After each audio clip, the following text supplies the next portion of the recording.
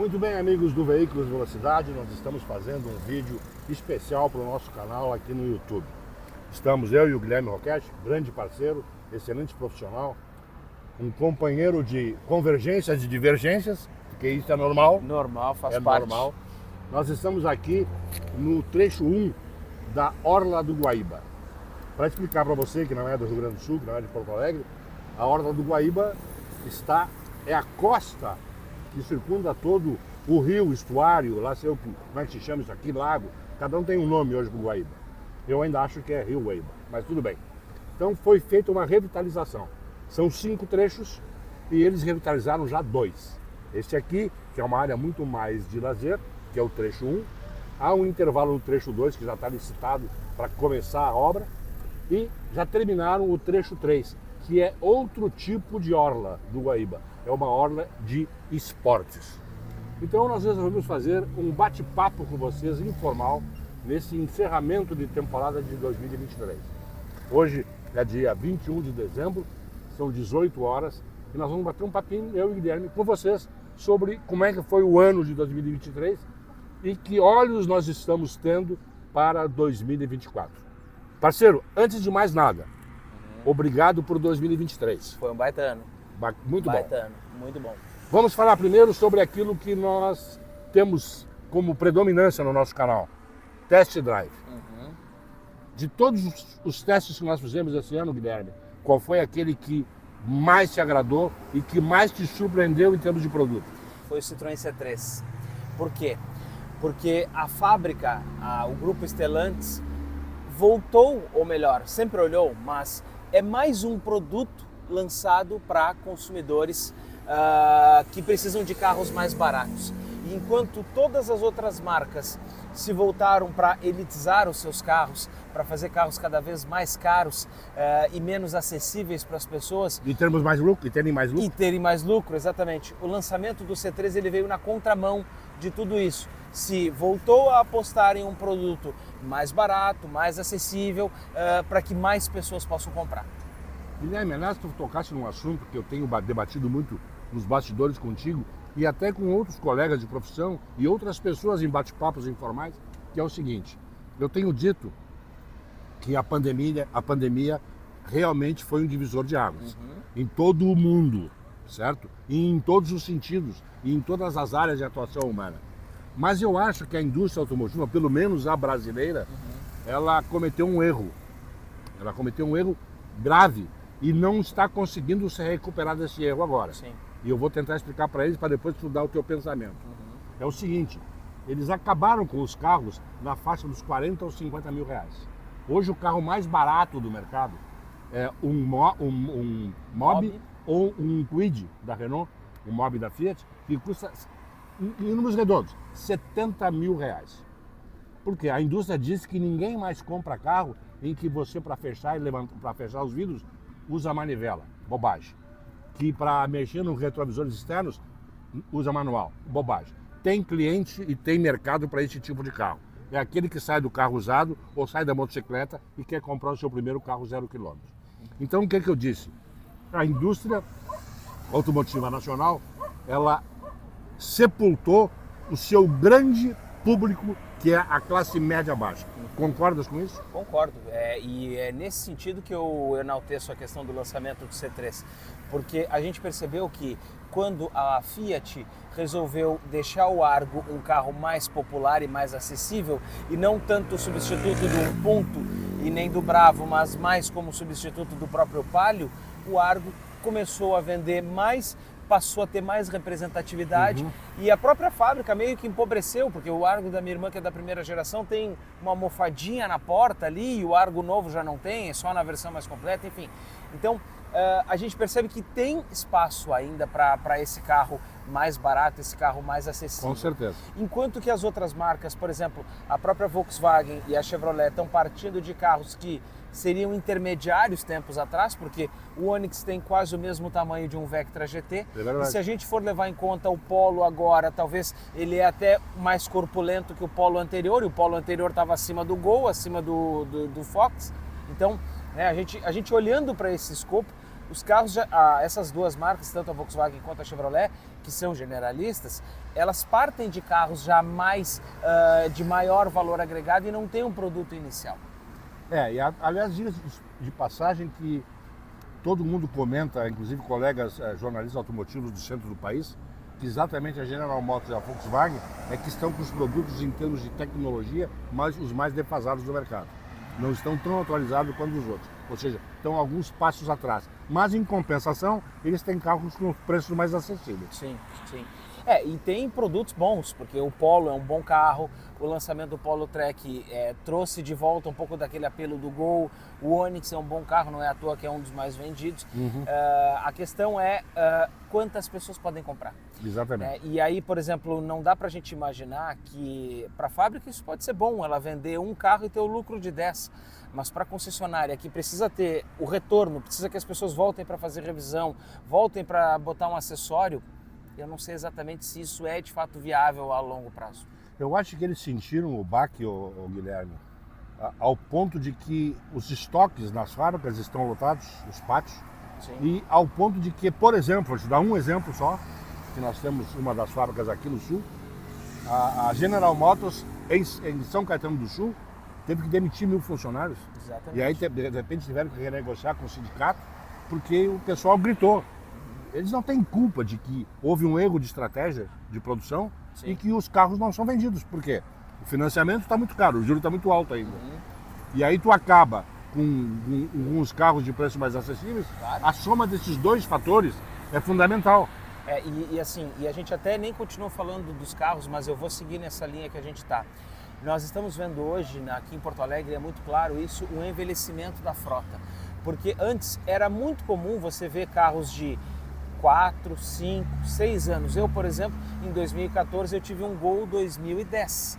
Hoje o meu carro é ano 2014 e nós estamos em 2023. Exatamente. Então, na rua é muito comum hoje tu ver carros de 10, 12, 15 anos circulando, enquanto que anos atrás não era assim que acontecia. A frota era renovada, as pessoas trocavam mais de carro. Agora não.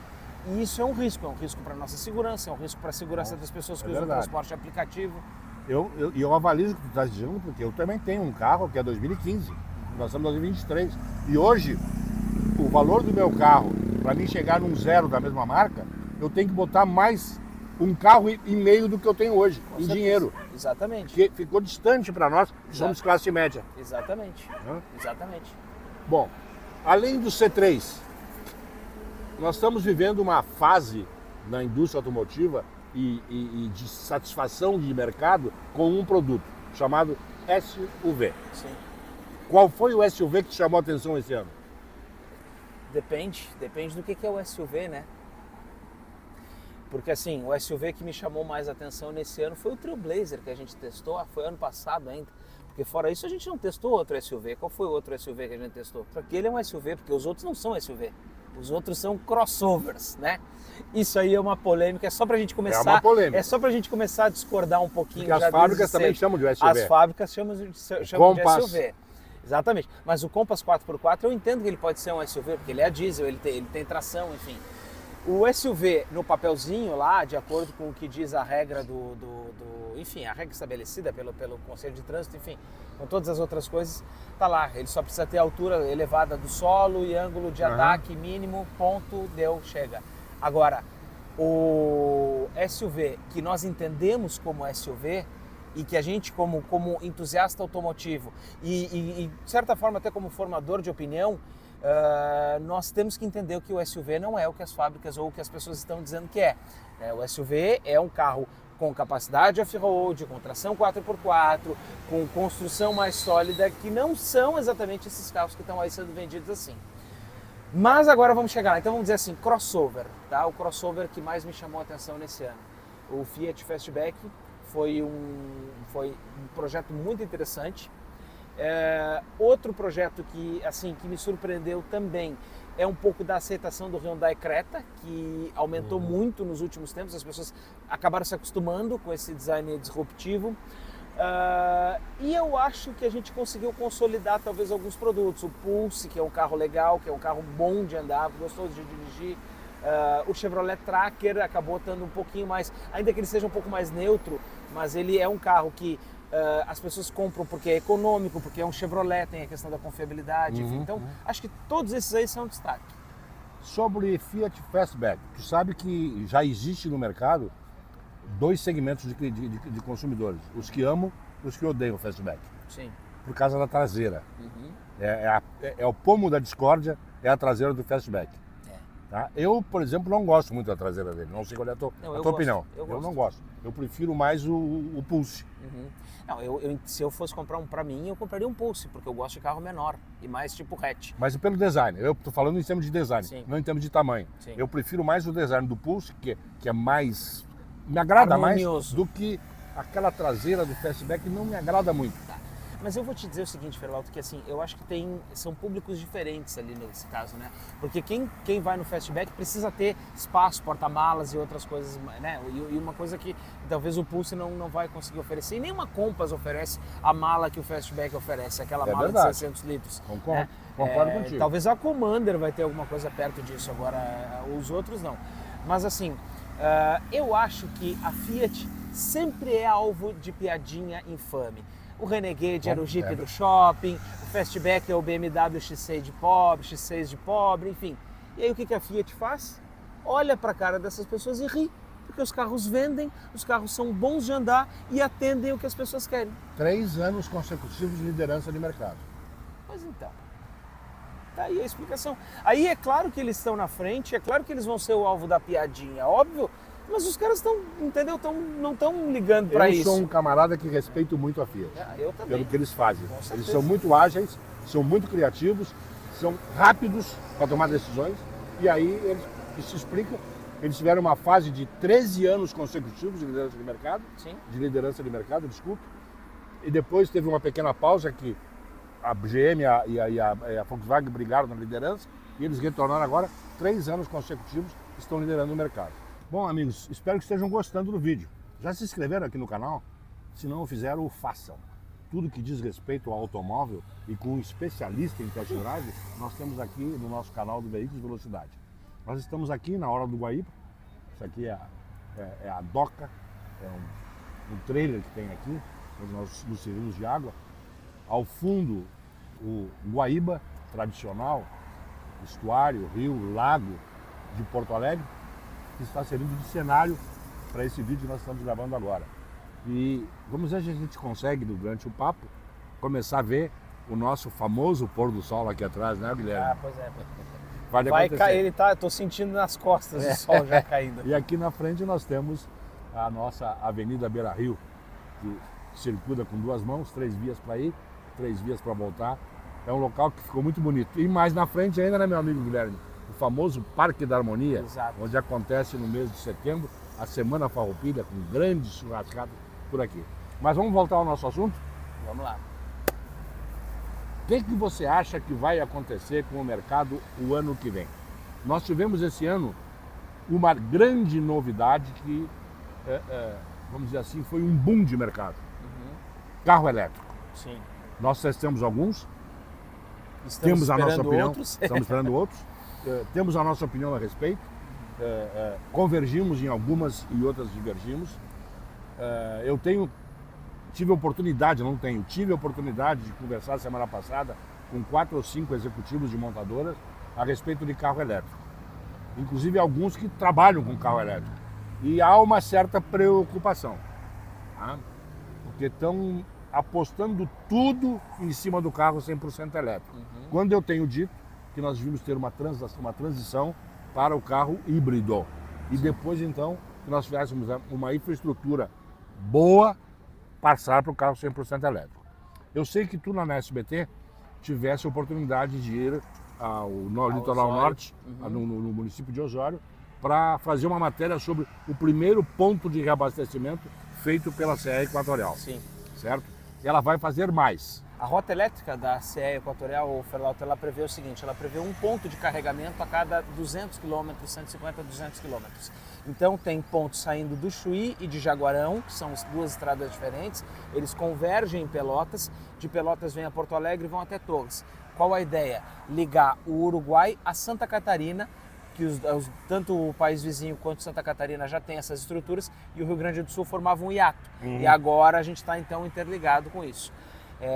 Tu estás me dizendo que Santa Catarina já tem grandes postos de abastecimento? Sim, já Nós tem continuamos apanhando de Santa Catarina. Não, mas não só Santa Catarina, na verdade. A gente tem estruturas de carro elétrico hoje para que, se você quiser viajar de São Paulo para Porto Alegre, você consegue. Então, claro, vai exigir paradas, vai exigir tu chegar num determinado posto, planejar a tua viagem. Tem aplicativos, inclusive, que já estão sendo utilizados para isso, para que ele te dê um mapa e te dê qual a autonomia que tu tem para chegar e onde que tu vai ter que abastecer. Então, já tem até aplicativo mesmo no celular para fazer esse tipo de planejamento de rota. Mas existe uma preocupação mesmo assim. O pessoal tem dito o seguinte, mesmo tendo esses ainda um pequeno número de postos de recarga de bateria, você chega lá, tem alguém recarregando, tem que esperar algumas horas. Tem que esperar, essa é uma situação. Mas o que eu percebo, Fernaldo, é o seguinte, talvez a lógica da mudança do modal, ela não seja exatamente para tu trocar a gasolina pelo elétrico, mas ela seja para tu ter uma gasolina, um elétrico, um híbrido, conforme o uso de cada pessoa. Porque, por exemplo, lá no SBT, eu não posso ter um carro na reportagem 100% elétrico, porque eu preciso de um carro que tenha autonomia para eu viajar e eu sair na hora para fazer uma reportagem. Se eu preciso ir para o Vale do Taquari, por exemplo, ele tem que estar ali cheio e eu preciso rodar o dia inteiro e daqui a pouco pode acabar a bateria. E eu tenho que voltar e trazer esse material para cá eventualmente. Então eu não tenho condição de esperar. Então isso é uma ponderação. És um exemplo crasso de que há um problema de mercado para esse produto. Exatamente. Mas, para mim, na minha casa, para eu ir trabalhar e no meu deslocamento diário, eu poderia ter um carro 100% elétrico aqui em Porto Alegre tranquilamente. Hoje tu pode botar na tomada da tua casa. Ou no shopping. Mas shopping hoje tu paga, se tu deixar lá 2 horas, tu paga R$40 de estacionamento. Enfim. Não paga a energia, mas paga o estacionamento. Mas o que era a preocupação que os empresários que tu disse têm?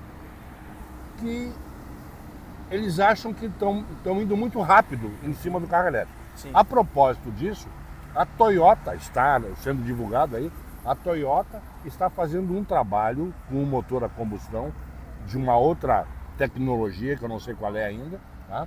Que eles inclusive estão usando a seguinte frase: vamos acabar com o carro elétrico. Sim. Tá? Então, existe uma outra coisa, na Europa já se fez uma evolução para o carro a hidrogênio. Sim. Tá? Então nós Até temos a outras... Europa mesmo está discutindo, né? Sim, porque eles tinham dito, não só daqui para frente só vai ter carro elétrico e agora eles aumentaram o prazo. Enfim. Exatamente. Por quê? Porque realmente o carro elétrico está causando um problema. E uma das grandes preocupações, das grandes cabeças interessadas no assunto, diz respeito ao seguinte: e quando tiver que descartar a bateria, o que fazer? Essa é uma grande coisa. O que fazer? Tá? Então, existem algumas interrogações no carro elétrico que estão fazendo com que as cabeças pesquisem e estudem para ver qual é a viabilidade de solução para essas interrogações. Tem a questão da bateria, algumas pessoas falavam, bom, ela não vai servir para o carro, mas ela pode servir para alimentar a tua casa, enfim. Só que a logística reversa ainda não está muito clara da questão do carro elétrico. Outra coisa que não está clara no carro elétrico é o quanto tempo ele vai durar, quanto tempo essa bateria vai durar, será que ele vai durar 10 anos? Enfim, a bateria de íons de lítio, ela também é muito cara, embora a BYD esteja produzindo uma bateria com sódio, e aí o sódio tu tem abundância no planeta. Então tem uma transição. Eu acho que a gente está, realmente, eu acho que a gente foi muito rápido nessa história do carro elétrico. Eu acho que a gente foi muito, assim, as fábricas jogaram, as fábricas tradicionais não, mas os novos players que entraram no mercado, por exemplo, a BYD, GWM, elas entraram com muita força, obrigaram a outras fábricas também a se mexer, mas assim, e sem a gente refletir. Porque assim, eu andar de carro elétrico eu acho o máximo. Eu acho o máximo. Por quê? Porque eu dirijo quanto tempo eu quiser sem culpa.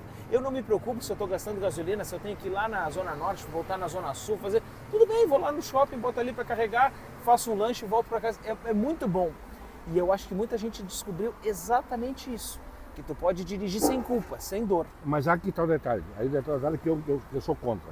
Eles apelaram para uma vaidade. Eu sou o politicamente correto, eu não estou poluindo o mundo. Eu acho que o caminho não é por aí, porque não é o carro o maior poluidor do planeta. O maior poluidor do planeta são as indústrias dos Estados Unidos e da China. Tem muita discordância. Eu acho que discordância não, tem muita questão ainda para ser analisada. Eu acho que 2024 vai ser um ano para que a questão do carro elétrico se consolide.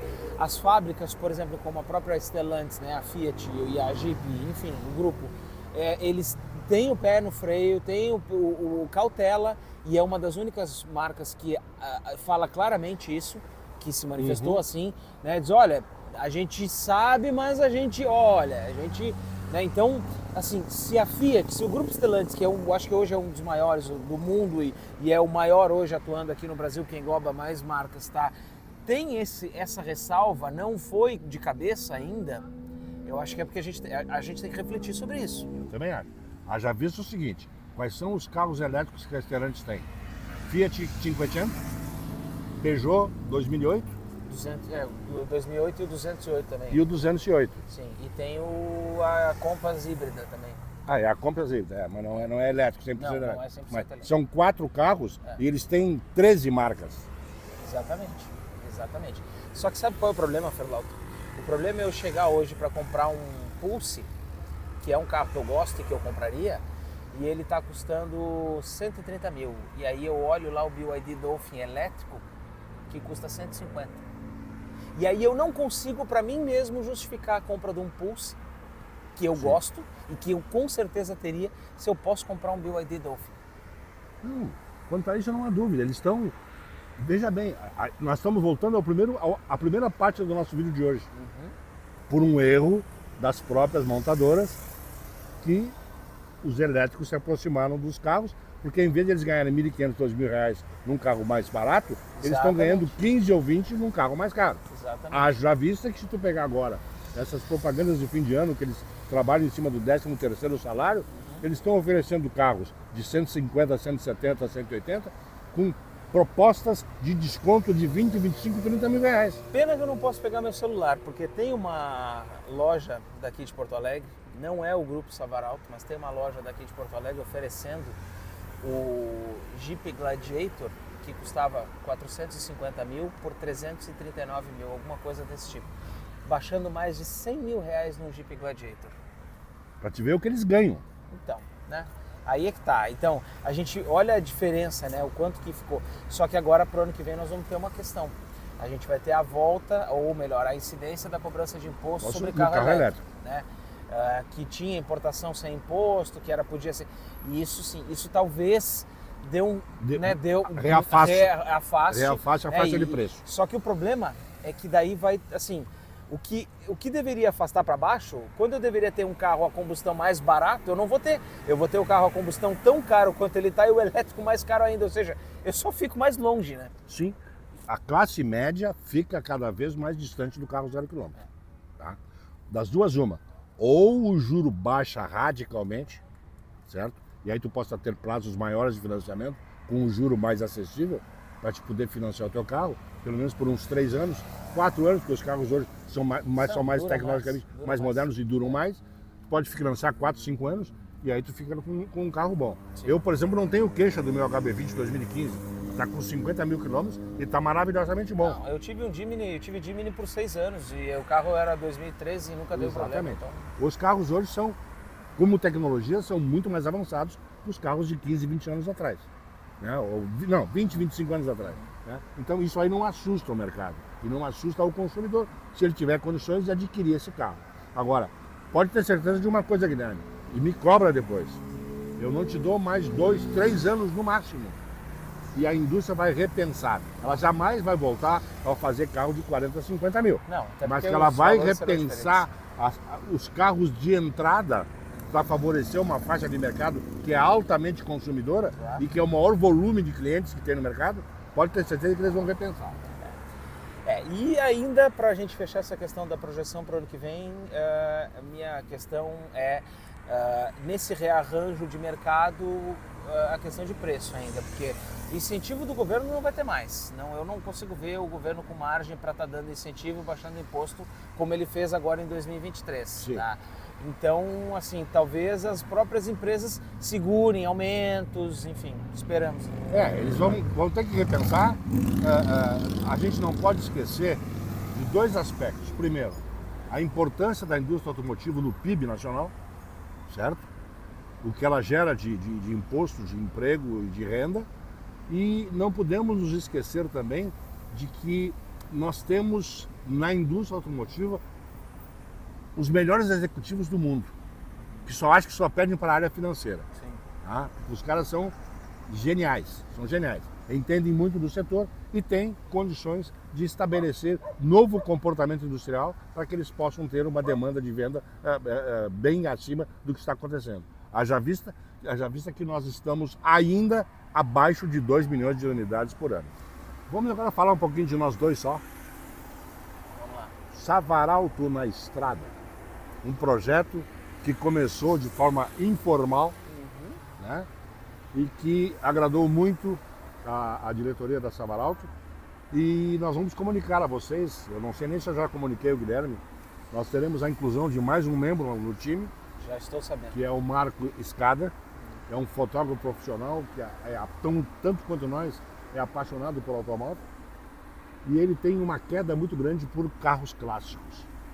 E é um parceirão, a gente tem trocado muito figurinha, eu com ele, e eu conversei com o Guilherme sobre a possibilidade de ano que vem, na sequência do Savaralto na Estrada, nós também temos um trabalho fotográfico para deixar os vídeos para o YouTube e o trabalho fotográfico para o Facebook e para o Instagram. E ele gostou da ideia.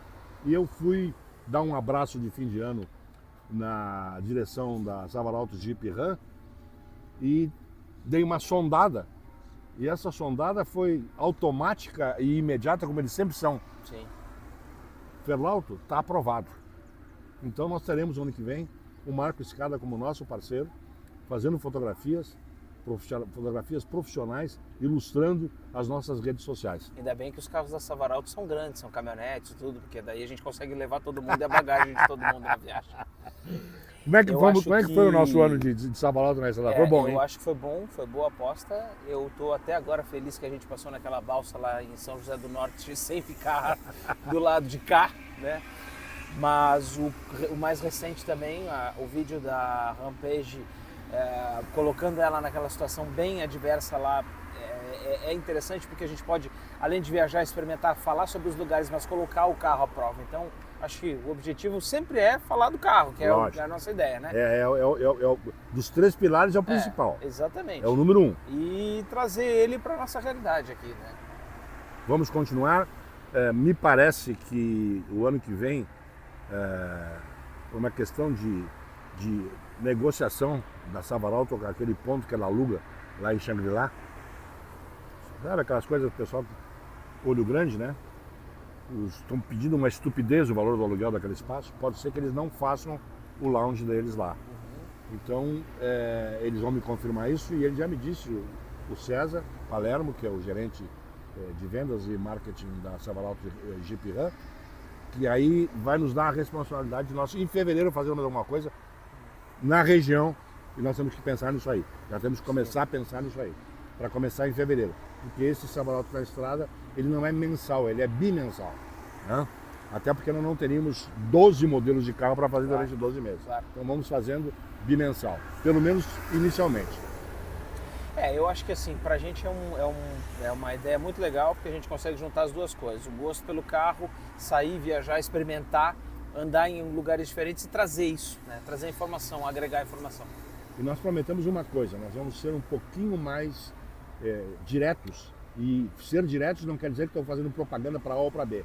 Nós vamos mencionar os locais e o nome dos locais que nós vamos fazer as nossas refeições e os hotéis onde nós vamos nos hospedar, para dar a você, espectador, uma visão de como você pode fazer um passeio com a família com um custo mais acessível. Então eu acho que tem muita coisa para fazer no ano que vem. Muito bem. Nós queremos, de pronto, como âncora do Veículos Velocidade, primeiro, mais uma vez, agradecer a parceria do meu irmão, Guilherme Roquette, do Miller, que não está aqui conosco, que é um homem que faz muitas imagens de vídeo para nós, mas a atividade profissional dele não nos permitiu estar aqui conosco. E agradecer a todos vocês. Nós já superamos de forma orgânica, diga-se de passagem, 20 mil inscritos no nosso canal, com algumas centenas de milhares de visualizações. Sim. Né? E nós queremos pedir um favor para vocês que nos prestigiam, que gostam do nosso trabalho. Compartilhem os nossos vídeos, convidem os seus amigos, familiares, vizinhos, colegas de trabalho para conhecerem o nosso trabalho. Nós queremos, nesse ano de 2024, que começa dentro de 2 semanas, dar a passos largos o caminho para 30 ou 40 mil inscritos. Feliz ano novo, esperamos vocês. Muito bem, aquele abraço, muito obrigado e continue nos prestigiando.